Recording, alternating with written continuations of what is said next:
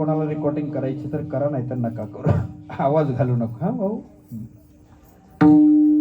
बाप स्वाभिमानी बाला त्याचा कणखर कणा, त्याच्या कालदात सुद्धा लाजलूच्या संवेदना, त्याची पहाडाची छाती, त्याचे हृदय गुलाब, त्याच्या घामाच्यात मला हिऱ्या मोत्याचा रुबाब.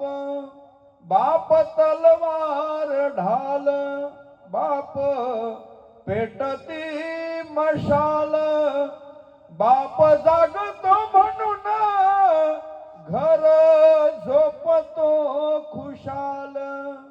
बाप घराचा तो पाया, आई कलस त्यावरी, जेव्हा खचतो न पाया तेव्हा कोसल तो घर.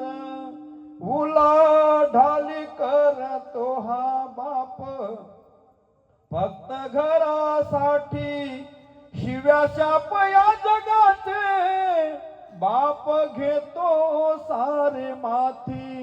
घर बायकोनी मुले यांना जगवण्यासाठी, बाप होतो वेडा पिसा एका एका पैशासाठी.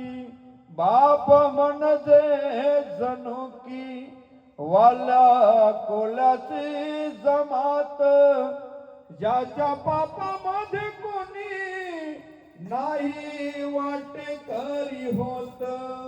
बाप म्हणजे रे कसा, जसा पाण्यातला मासा, ज्याच्या डोळ्यातला थेंब पुन्हा दिसणार कसा. चालू राहू द्या.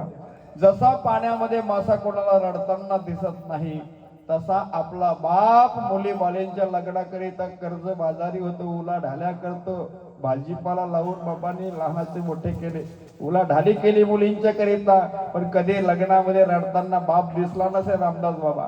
आई रस्त्यावर भीतीवर अशी धाय मोकळून मिठी मारून रडते, परंतु बाप कधी रडताना दिसत नाही.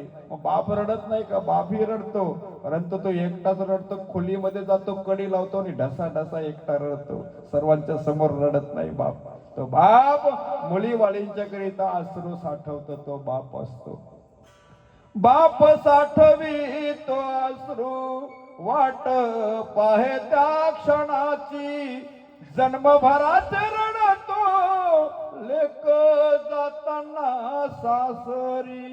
ज्याने जपले मुलांना तल हाती पाकल्यात, अशा बापासाठी यावी थोडी आसमे डोल्यात. बाप थकल्यावरती त्याचा बनावो आधार, नाही उपयोग पुन्हा किती घातले पितर. बाप म्हणजे जणू की एक झाडच अबोली, बाप म्हणजे मुलांची जणू अव्यक्त माऊली. बाप म्हणजे मुलांची जणू अव्यक्त माऊली. असा बाप रामदास बाबा आपल्याला सोडून गेलेला आहे.